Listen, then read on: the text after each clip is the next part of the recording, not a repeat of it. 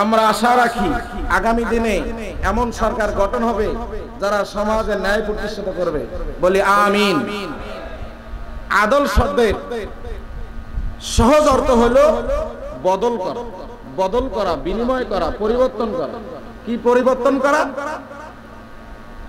আমি যদি একটা পণ্য ক্রয় করি আর সেই পণ্যের যে দাম হবে এই দামটা দিয়ে পণ্যটা নেওয়া, এটা হলো অদল বদল, বদল করা।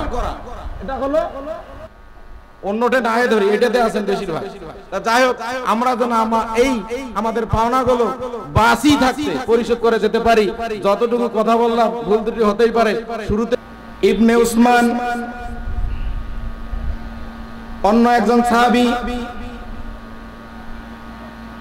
উসমান ইবনে মাসউদ রাদিয়াল্লাহু তাআলা আনহু, তিনি এই আয়াত শুনে আল্লাহর রাসূল, আমরা নিজেই নিজেদের ভালোটা নিয়ে আসতে পারবো না। পারবো কি? যদি অসুস্থ থাকি, রোগাক্রান্ত থাকি, বিপদগ্রস্ত থাকি, তাও ভালো। একটু আগে যিনি বক্তা আলোচনা করেছেন তিনি বলেছিলেন পায়ে যদি একটা কাঁটা লাগে তাও ইমানদারদের জন্য এটা গুনাহ মাফের একটা কারণ। বলি সুবহানাল্লাহ। তো কাঁটা লাগছে, এতে ব্যথা পাই নাই, কষ্ট পাইছিলাম। এই কষ্টের কারণে যদি আমি ঈমানওয়ালা হই, এই কষ্টের কারণে আল্লাহ আমার গুনাহ মাফ করে দেবেন। বলি সুবহানাল্লাহ। তো শৃঙ্খলা রক্ষার্থে যারা দাঁড়িয়ে আছি বসে যাই। ইতিপূর্বে দুইজন কথা বললেন, তৃতীয় নম্বরে আমরা তিনজনই রাজারহাট ইসলামিয়া মডেল মাদ্রাসা পরিবারের সদস্য। দুইজন ছিলাম, এখন নেই। বর্তমান যিনি দায়িত্বশীল আছেন, একজন আছেন তিনি মাওলানা সোহাইবুর রহমান, আর আমার যে ঘোষণাটা দিয়েছে উনি আমার বড় ভাই, আমি ছোট। আমরা দুজনেও এই মডেল মাদ্রাসারই সদস্য ছিলাম পরিবারে, এখন নেই। আল্লাহ পাক আমাদেরকে সম্মান দান করেছেন, আমরা স্থানান্তরিত হয়েছি। আলহামদুলিল্লাহ। দ্বিতীয় বক্তা আসা পূর্ব মুহূর্ত পর্যন্ত যতটুকু সময় ইন্তেজামিয়া কমিটির পক্ষ থেকে আমাকে দেয়া হবে আমি চেষ্টা করব। চেহারা ছিল তো অনেক বড়, জ্ঞানের দিক থেকে যে দুইজন কথা বলেছে তার চেয়ে অনেক নিম্নমানের। তো চেষ্টা করব আলোচনা করার জন্য। যে হাবিবুর রহমান হাবিব ভাইয়ের ব্যবস্থাপনায় আজকের এই মাহফিল, ওনার একক ব্যক্তিগত খরচে, আপনারা অনেকেই জানেন অনেকেই জানেন না, এতে প্রায় কয়েক লক্ষ টাকা খরচ হবে। সম্পূর্ণ ব্যয়ভার বহন করবেন উনি। আল্লাহ ওনার নেক নিয়তকে কবুল করুক, বলে আমিন। তো ওনার যে জামাত, সেই জামাতের আমি জুমার ইমাম, এই কারণে আমার নামটা পোস্টারে দেওয়া হয়েছে। এত বড় পোস্টারে আর এত বড় স্টেজে এর আগে আমি কথা বলি নাই, আজকেই প্রথম। আপনারা দোয়া করেন আল্লাহ যেন কবুল করে, যেন কিছু বলতে পারি।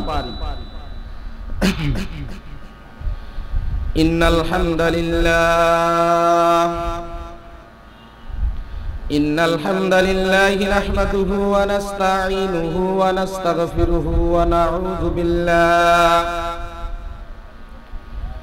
نعوذ بالله من شرور أنفسنا ومن سيئات أعمالنا.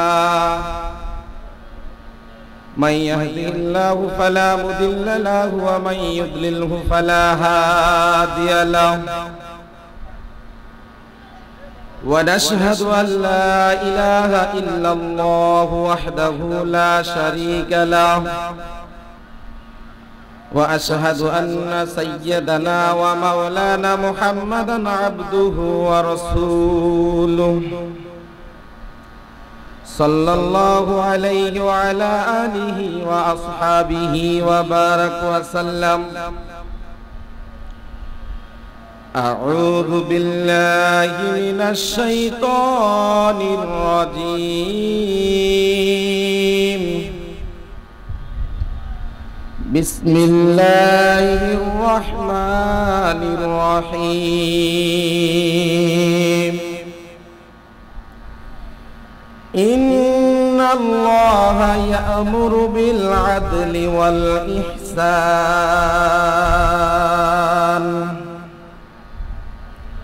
وإيتاء ذي القربى وينهى عن الفحشاء والمنكر والبغي يعظكم لعلكم تذكرون صدقت وباركت يا رب العالمين. وقال تعالى في شان حبيب رسول الله صلى الله عليه وسلم إن الله وملائكته يصلون على النبي يا أيها الذين آمنوا صلوا عليه وسلموا تسليما. درود إبراهيم أقول اللهم صل على محمد وعلى آل محمد كما صليت على إبراهيم وعلى آل إبراهيم إنك حميد مجيد. اللهم بارك على محمد وعلى آل محمد كما باركت على إبراهيم وعلى آل إبراهيم إنك حميد مجيد. আলহামদুলিল্লাহ, শুকরিয়া আদায় করছি মহান মনিবের দরবারে, যার দেয়া তৌফিক ও শক্তিকে কাজে লাগিয়ে ব্যবস্থাপকের ব্যবস্থাপনায় আজকের এই মাহফিলকে আল্লাহ পাক প্রতিষ্ঠিত করলেন এবং আমাদেরকে আসার জন্য সুযোগ করে দিলেন, নিয়ে আসলেন। এজন্য শুকরিয়া আদায় করি, বলি আলহামদুলিল্লাহ। ভূমিকায় আর কিছু বলতে চাই না, আগেই একটু বলেছি, সময়ও কম। তারপরেও আবারও একটি কথা বলতেছি, হয়তো হাবিবুর রহমান হাবিব ভাই কথা বলবে না, এখানে সুযোগও হবে না সময়ের মূল্য দিতে গিয়ে। আমরা প্রত্যেকেই তার জন্য দোয়া করব, আল্লাহ পাক তার জন্য, তাকে যেন দ্বীনের রাস্তায়, সহি পথে কবুল করেন এবং সহি পথে নিজেকে, নিজের অর্থকে, নিজের সময়কে ব্যয় করার মানসিকতা তৈরি করে দেন, বলে আমিন।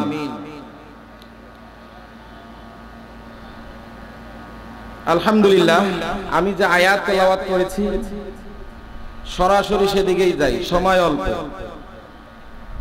এই আয়াতটা যারা 5 ওয়াক্ত নামাজি নয়, সাপ্তাহিক নামাজি, সপ্তাহেও যদি না পড়ে, বছর কি নামাজি যেটাকে বলি, ঈদের নামাজ, সে মাঠে ইমাম সাহেবগণ সানি খুতবার মধ্যে এই আয়াতটা তেলাওয়াত করে। বলেন ঠিক কিনা? আমার মনে হয় যতজন মুসল্লি আছে, 2-1 জন ইমাম বাদে 90% ইমামে মনে হয় এই আয়াতটা জুমার দিন তেলাওয়াত করে। মুসল্লিদের পার্সেন্টের দিক থেকে হয়তো 10 বা 20% মুসল্লি এই আয়াতের সরল অর্থটা জানি, ব্যাখ্যা পরে রাখি। বাকি মুসল্লির সরল অর্থ জানি না। বলেন ঠিক কিনা? এই আয়াতটা যে কি দামি, এই আয়াতটার অনেক দাম।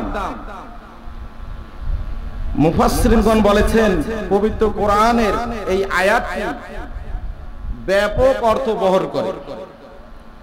এই আয়াতটি ব্যাপক অর্থ বহন করে। ইসলামের শিক্ষা সমূহের মধ্যে সর্বাধিক শিক্ষা এই আয়াতের ভিতরে আল্লাহ প্রবেশ করাইছেন, বলে আলহামদুলিল্লাহ। এই আয়াত তেলাওয়াত শুনে অনেক অমুসলমান, অনেক কাফের মুশরিক আল্লাহর রাসূলের কাছে আয়াত শুনে ঈমান আনয়ন করেছেন, বলি আলহামদুলিল্লাহ। তার মানে এই আয়াতের ভিতরে কি রয়েছে? হযরত আকসাম ইবনে সাইফি রাদিয়াল্লাহু তাআলা আনহু এই আয়াতের কারণে তিনি ইসলাম গ্রহণ করেছেন। তিনি যখন জানতে পারলেন রাসূল সাল্লাল্লাহু আলাইহি সাল্লাম নবুয়ত ও রিসালাতের ঘোষণা দিচ্ছেন। এই আকসাম ইবনে সাইফি রাদিয়াল্লাহু তাআলা আনহু ইসলাম গ্রহণের পূর্বে তিনি এক গোত্রের সর্দার ছিলেন। তার গোত্রের লোকজন তাকে এই সংবাদটা দিল। তখন আকসাম ইবনে সাইফি রাদিয়াল্লাহু তাআলা আনহু আল্লাহর রাসূলের সাক্ষাৎ করার জন্য মনস্থ করলেন। তিনি নিজেই সাক্ষাতে দেওয়ার জন্য প্রস্তুতি গ্রহণ করলেন। গোত্রের অন্যান্য লোকজন সর্দারকে বাধা দান করলো, আপনি আমাদের দলপতি, আপনি আমাদের গোত্রের সর্দার, আমরা তো ইমানদার নই, আপনি তো ইমানদারদের নেতার কাছে যাচ্ছেন, সুতরাং সরাসরি প্রথমেই আপনার যাওয়াটা ঠিক হবে না, বরঞ্চ গোত্রের মধ্য থেকে আমরা আপনার প্রতিনিধি নির্বাচন করে আল্লাহর রাসূলের কাছে প্রেরণ করব। আকসাম ইবনে সাইফ রাদিয়াল্লাহু তাআলা আনহু প্রস্তাবকে গ্রহণ করলেন। গোত্রের ভিতর থেকে চাক্ষুষ বিবেক বুদ্ধি সম্পন্ন চতুর দুইজন ব্যক্তিকে নির্বাচন করলেন। অতঃপর আল্লাহর রাসূলের কাছে প্রেরণ করলেন। আল্লাহর রাসূল সাল্লাল্লাহু আলাইহি সাল্লামের কাছে এই দুই ব্যক্তি উপস্থিত হলেন, হয়ে বলতেছেন, হে আল্লাহর রাসূল, আমরা আকসাম ইবনে সাইফি এর পক্ষ থেকে প্রেরিত দূত হয়ে আপনি রাসূলের দরবারে এসেছি। তার পক্ষ থেকে দুইটি প্রশ্ন নিয়ে এসেছি। যে প্রশ্নের উত্তর দুটি তিনি জানতে চেয়েছেন।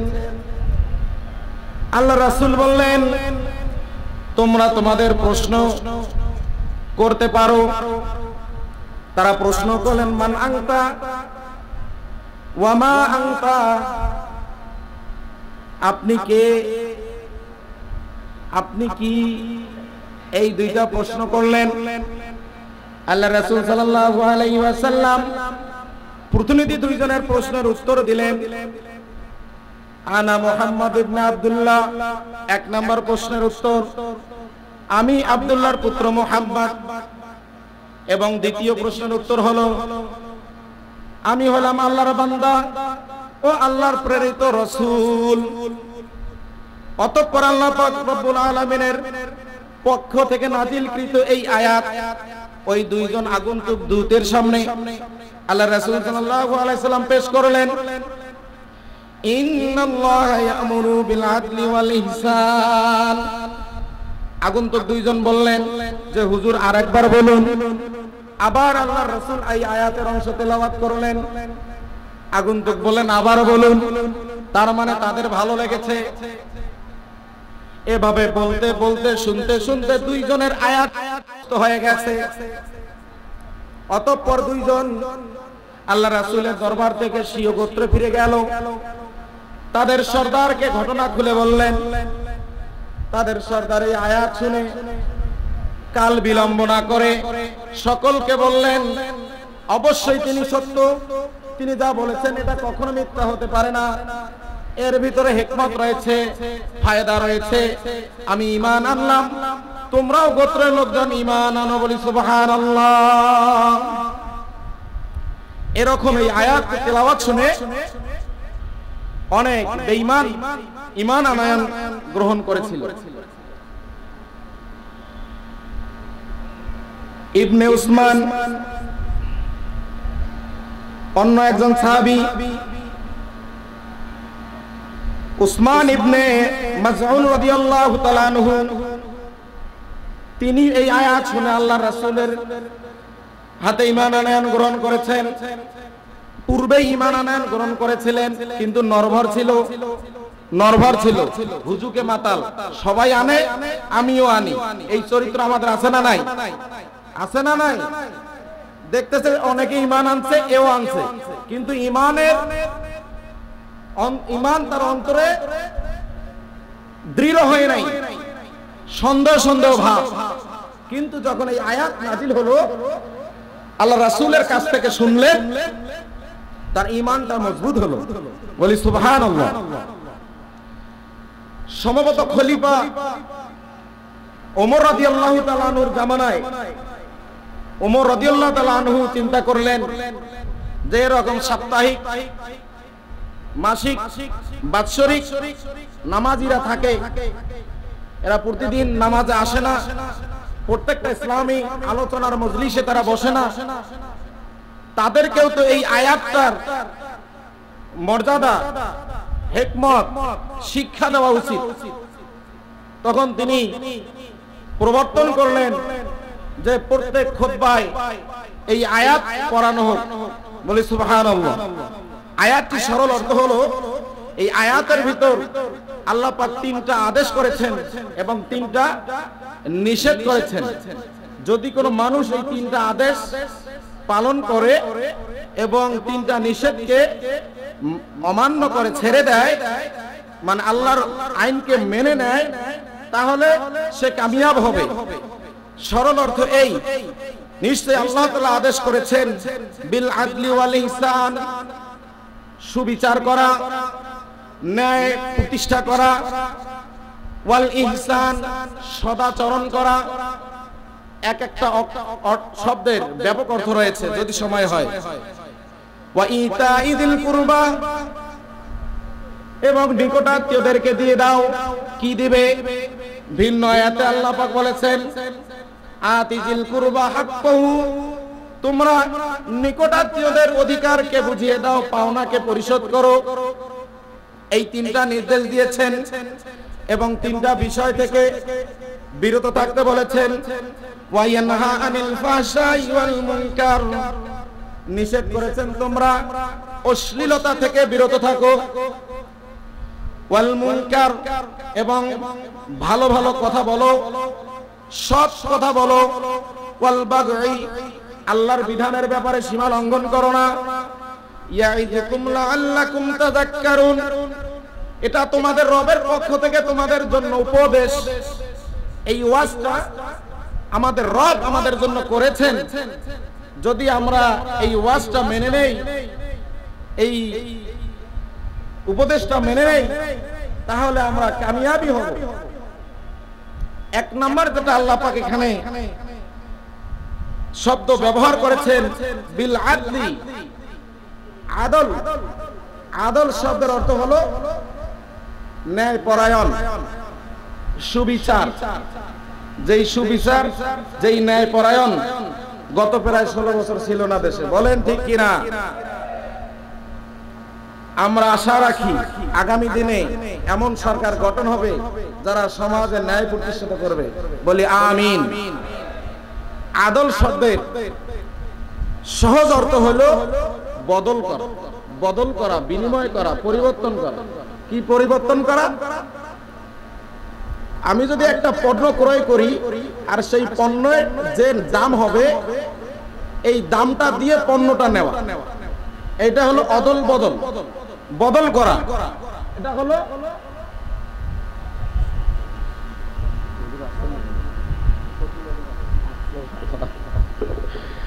তাহলে আদল শব্দের অর্থ হলো বদল করা, বিনিময় করা। আরো সহজ করে দেই, আমরা প্রত্যেকেই অন্যের কাছে দেনাদার। আমরা প্রত্যেকেই অন্যের কাছে দেনাদার। কথাটা বোঝেন নাই মনে হয়। আমাদের কাছে অন্যরা কিছু পায়, কি পায় পরে দেখা যাবে। তার মানে আমার পাওনাদার রয়েছে, আমাকে সেই পাওনাটা পরিশোধ করতে হবে। এটা হলো আদল অর্থ। এটা কি আদল অর্থ? আমি একজন মানুষ হিসাবে আমার পাওনাদার 2 জন রয়েছে, 2টা শ্রেণীর রয়েছে। বলেন কয়টা? মন খারাপ করতেছেন? বক্তা আসলে ইনশাআল্লাহ তো ওটাই লাগবে। তাহলে আমাদের পাওনাদার কয়জন? বলেন কয়জনের কাছে আমরা দেনাদার আছি? আমার দেনা পরিশোধ করতে হবে 2 জন। তন্মধ্যে একজন হলো আমাদের সৃষ্টিকর্তা। বলেন ঠিক কিনা? আমাদের সৃষ্টিকর্তা আমাদের জীবন উপকরণ হিসাবে অগণিত নিয়ামত দিয়ে আমাদেরকে ধন্য করেছেন, আমাদেরকে সজ্জিত করেছেন। বিনিময় কিছু মনে হয় আমাদের কাছ থেকে চান নাই, চান নাই। পূর্ব যে আলোচক বলেছিল আল্লাহ পাক আমাদেরকে সৃষ্টি করেছেন, অকারণে সৃষ্টি করেন নাই। পিছনে একটা কারণ ছিল, যেন আমরা মানুষকুল আল্লাহর দাসত্ব করি, জিন সহ। বলেন ঠিক কিনা? তাহলে আমি যদি কারো পিছনে ব্যয় করি, ইনভেস্ট করি, একমাত্র পাগল ছাড়া প্রত্যেক ব্যয়কারী ফায়দা পাওয়ার উদ্দেশ্য থাকে, থাকে কিনা বলেন? তাহলে আল্লাহর কি উদ্দেশ্য নাই? আল্লাহর কি উদ্দেশ্য নাই? আল্লাহর উদ্দেশ্য আছে। আল্লাহর উদ্দেশ্য হলো, আল্লাহ পাক বলতেছেন, ইয়া আইয়ুহাল্লাযীনা আমানু ওয়া আমিলুস সলিহাতি কানাত লাহুম জান্নাতুল ফিরদাউসি নুজুলা। দুনিয়ার মানুষকে উদ্দেশ্য করে আল্লাহ বলেন, তোমরা আমি রবের প্রতি ঈমান আনয়ন করো।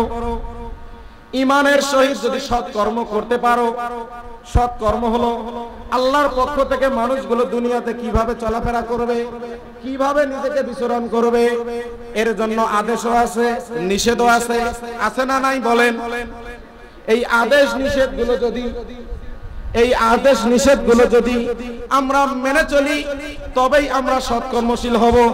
আর যদি সৎকর্মশীল হই, তাহলে আল্লাহ পাক আমাদের জন্য রেখেছেন জান্নাতুল ফিরদাউসি নুজুলা, উত্তম পুরস্কার স্বরূপ আবাসস্থল একটা জান্নাত। সেই জান্নাতটার নাম হলো জান্নাতুল ফিরদাউস। বলি সুবহানাল্লাহ। এই জান্নাতুল ফিরদাউস আল্লাহ পাক যাকে দান করবেন, সে তো জান্নাতে প্রবেশ করবে আর কোনোদিনও বের হইতে চাইবে না। বলি সুবহানাল্লাহ। দুনিয়ার মধ্যে যতই ভালো জায়গায় প্রবেশ করি না কেন, এক সময় বিরক্ত অনুভব করি, করি কি করি না বলেন? থাকতে মন চায় না। কিন্তু মানুষ একটা জায়গায় প্রবেশ করার পর আর নিজেকে সেখান থেকে নিজেকে বের করতে চাবে না। সেই জায়গাটা হলো আল্লাহর পক্ষ থেকে ঈমান ও আমলওয়ালা মুসলমান ইমানদারদের পুরস্কার স্বরূপ এই জান্নাতটা দান করবেন।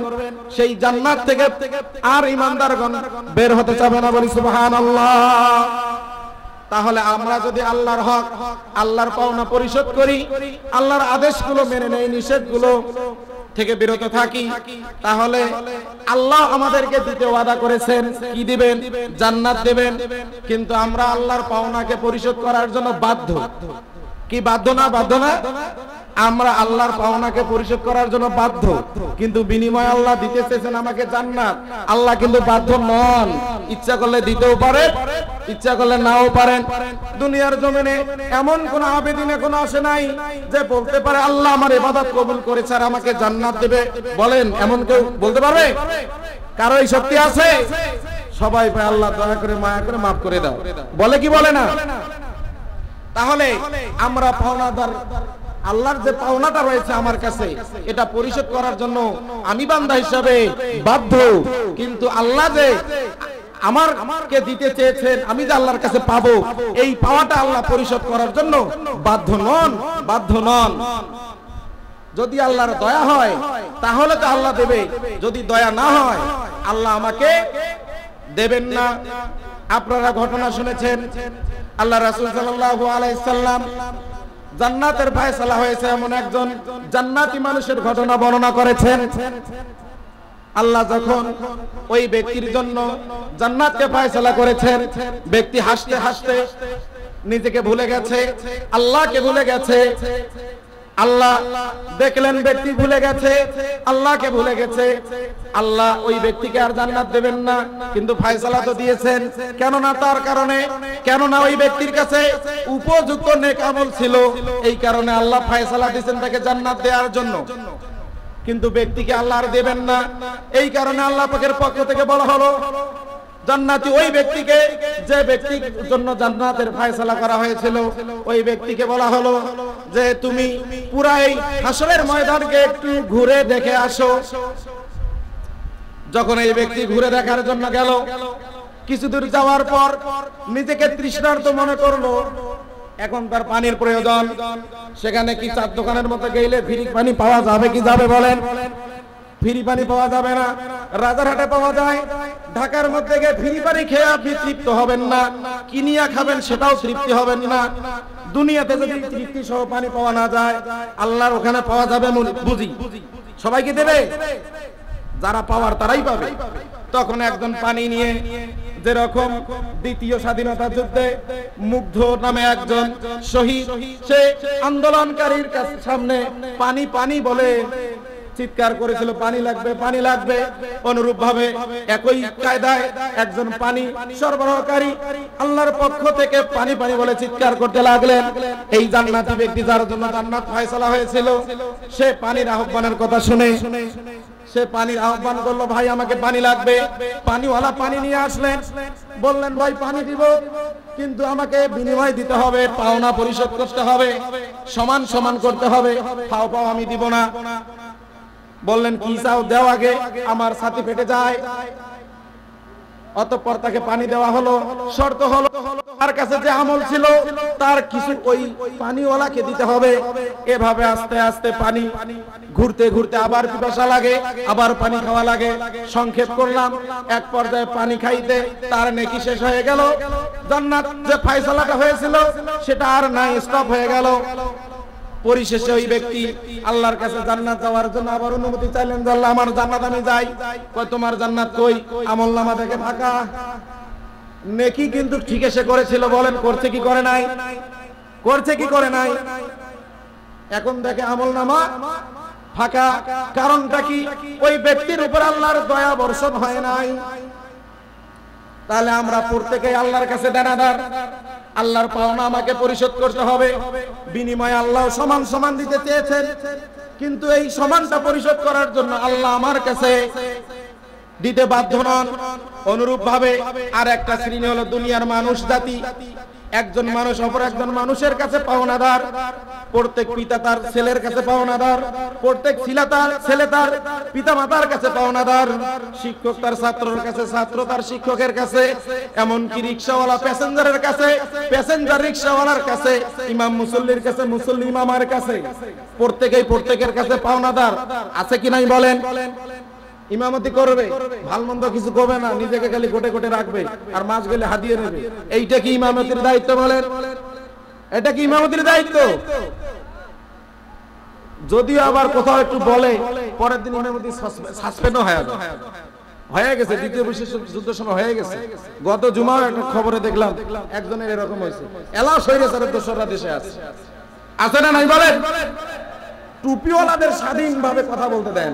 আজকে তো আমার মনে হয় আল্লাহ মাফ করুক, স্বাধীনতার পর প্রথম একটা মাহফিল পাইছি, চলো ভাই সবাই যাই, এই নিয়তে আছেন নাকি? নিয়ত থাকলে গলদ হবে। এই আকীদা, এই নিয়ত আমাদের আসা উচিত। আজকে বক্তাগণ মন খোলসা করে কোরআন হাদিসের কথা বলবে, সেখান থেকে শিক্ষণীয় বিষয়গুলো আমরা শিক্ষা গ্রহণ করব। এই নিয়ত আমাদের প্রত্যেকে থাকতে, বলেন ঠিক কিনা? তাহলে প্রত্যেকেই প্রত্যেকের কাছে পাওনাদার। প্রত্যেকটা সন্তান পিতার কাছে পাওনাদার ছিল, পিতা প্রত্যেকটা সন্তানের কাছে দানাদার ছিলেন।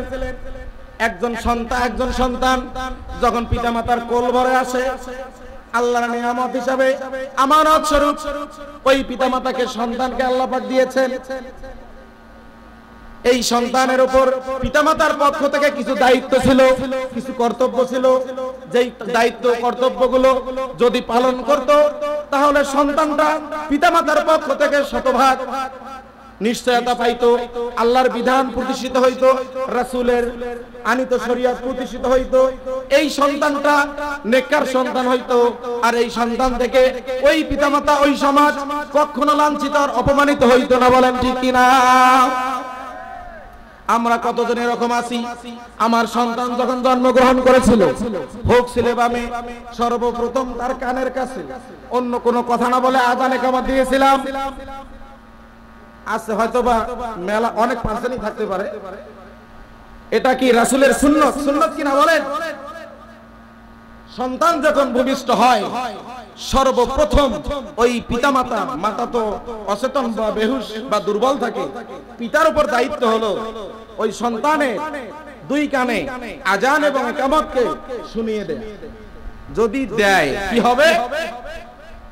আল্লাহ রাসূল সাল্লাল্লাহু আলাইহি সাল্লাম বলেন, আল্লাহর পক্ষ থেকে রিজিকের দায়িত্ব প্রাপ্ত যেই ফেরেশতা হযরতে মিকাইল আলাইহিস সালাম, তার কিছু দলবল নিয়ে ওই আযান প্রাপ্ত সন্তানের কলবের ভিতর প্রবেশ করে, কলবটাকে ধুয়ে মুছে সাফ করে, অন্যায় অনৈতিকতা খোদাদ্রোহিতা পাপ অন্যায় থেকে কলবকে পরিষ্কার করে দেয়, যার কারণে পরবর্তী সময়ে ওই সন্তানটা আল্লাহ ওয়ালা হয়ে যায়। বলি সুবহানাল্লাহ। আর যেই সন্তানের কানে আযান ইকামত প্রবেশ করা হয় না, সেই সন্তানের কলবে শয়তান তার দলবল নিয়ে প্রবেশ করে, ঈমান তাওহীদ এইগুলো কলব থেকে বের করে দিয়ে অনৈতিকতা পাপাচার বিদ্রোহী আল্লাহদ্রোহী এইগুলো দিয়ে কলবটাকে ভরে দেয়, যার কারণে পরবর্তীতে ওই সন্তানটা আর আল্লাহ ওয়ালা হইতে চায় না। বলেন ঠিক কিনা? তাহলে সন্তানের একটা পাওনা ছিল বাবার কাছে, যে আমি যখন জন্মগ্রহণ করেছি সেই সময় তুমি বাবার উচিত ছিল আমার কানে আযান এবং ইকামত পৌঁছে দেয়া। যদি না দেয় এই সন্তান কিন্তু এই যে পাওনাটা দুনিয়াতে পাইল না। আজকে দুনিয়াতে আমরা যাদের কাছে পাওনাদার রয়েছি, কায়দায় বেকায়দায় কিয়াস করে যদি পাওনা পরিশোধ না করে মারা যায়, কিয়ামতের ময়দানে আল্লাহ ওই পাওনা ছেড়ে দেবেন না। আল্লাহ প্রত্যেকের কাছ থেকে পাওনা নিয়ে যিনি পাওনাদার তার কাছে পৌঁছায়া দেবেন। বলেন ঠিক কিনা? সেই দিন তো আর টাকা পয়সা নিয়ে আমরা যাব না, পরিশোধ করব কি দিয়ে? বলেন। আল্লাহ রাসূল সাল্লাল্লাহু আলাইহি সাল্লাম বলেন, কিয়ামতের ময়দানে ওই ব্যক্তির মতো আর অসহায় আর দুর্বল ফকির দরিদ্র মিসকিন আর থাকবে না, যে ব্যক্তি দুনিয়ার জমিনে যাবতীয় ইসলামের মৌলিক বিধান, ফরজ বিধান, ওয়াজিব, নফল, মুস্তাহাব, সুন্নাত সবকিছু পালন করেছিল, নেকির বোঝা নিয়ে কিয়ামতের ময়দানে উত্তোলিত হয়েছিল, উঠেছিল। কিন্তু ওই ব্যক্তির জন্য পাওনাদার রয়েছে দুনিয়ার, এই পাওনাদাররা উপস্থিত। আল্লাহর পক্ষ থেকে পাওনাদারদের পাওনা এখন পরিশোধ করা হবে। ওই আমলওয়ালা ব্যক্তির তো আর টাকা নাই, তার যে নেকি সঞ্চিত হয়েছিল, নেকির যে ভান্ডারটা জমা আছে, যে গোলাটা রয়েছে ধনভান্ডার, নেকির ভান্ডার, ওই নেকির ভান্ডার থেকে আস্তে আস্তে নেকি নিতে নিতে পাওনাদারদের পাওনা পরিশোধ করে দেন। বলি সুবহানাল্লাহ। নেকি শেষ, পাওনাদার এখনো উপস্থিত। এদের পাওনা কি পরিশোধ করবে? দ্বিতীয় বক্তার আগমন, শফিউল আজম ভাইয়ের আগমন, মাহফিলের পক্ষ থেকে। আপনাদের মন খারাপ, আপনারা নারায়ে তাকবীর, নারায়ে তাকবীর, নারায়ে তাকবীর। দ্বিতীয় বক্তার আগমন। আলহামদুলিল্লাহ।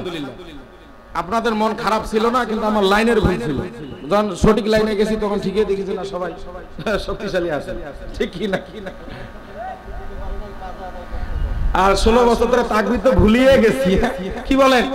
তাকবীর দিলে তো তাদের খালি গায়ে লাগছিল, এই জন্য আস্তে আস্তে তাকবীর গুলো শক্তিশালী হবে। বলেন ঠিক কি না? যাই হোক, দোষ আসছে। এখন আপনারা মন খারাপ করছেন, মনে হয় যে এখন শুনে আমাদের কাঙ্ক্ষিত বক্তা আসতেছে। আরে ভাই, হকারের লাখ ভেলকি লাখ বলাইয়া সাগরে যদি না থাকে, ওই হকার একটা তাবিজও বেতন পাওয়ার নাই। বলেন ঠিক কি না? আমরা হইলাম সাগরে। আজকে বক্তাদের সিরিয়ালে পাওয়া যায় না, এলাকায় এই ধরনের বক্তা তৈরি করতে পারেন না, আপনারা এত সুযোগ দেন না, যার কারণে হয়ও না। 100 দিন ফোন দিয়াও বক্তার সাথে যোগাযোগ হয় না। বলেন ঠিক কিনা? এলাকার বক্তাদের আলোচকদের সুযোগ দেন, তারাও একদিন সে ধরনের বড় বক্তা হবে। অনেক আছে। আমাদের বড় ভাই এই দ্বিতীয় বক্তা আজম ভাই, ইনি তো আমাদের এখানে যদিও কোনোবার আইসাই দিকে দ্বিতীয় হিসেবে আছে, কিন্তু অন্যখানে ইনি বড় স্টেজের বড় প্রোগ্রামের বড় বক্তা। এলাকার আমাদের পাশের এই বাড়ি, এই জন্য তাকেও আমরা টাইম দিই না, আমাদের এত টাইম বলে ঠিক ঠিক কিনা। তাহলে আমার শেষ কথা, যতটুকু সময় বরাদ্দ ছিল তার চেয়েও বেশি পেয়েছি। শুকরিয়া, শুকরিয়া আল্লাহর, অসংখ্য শুকরিয়া। এবং সময় যিনি দিয়েছেন আল্লাহর পক্ষ থেকে কথা বলার এখানে, তারও কৃতজ্ঞতা প্রকাশ করতেছি যে ভাই, আমরা যাদের যাদের কাছে পাওনাদার আছি, হায়াত থাকতে স্ত্রীর কাছে যে মনে হয় শতকরা অন্যটা না ধরি, এটাতে আছেন বেশিরভাগ। যাই হোক, আমরা যেন এই আমাদের পাওনাগুলো বাঁচি থাকতে পরিশোধ করে যেতে পারি। যতটুকু কথা বললাম, ভুল ত্রুটি হতেই পারে, শুরুতেই বলছি এতগুলো মানুষের সামনে কোনোদিনও কথা বলি নাই, আজকেই বললাম। ভুল হয়ে থাকলে মেহেরবানি করে মাফ করে দেবেন। আসসালামু আলাইকুম ওয়া রাহমাতুল্লাহি ওয়া বারাকাতুহু।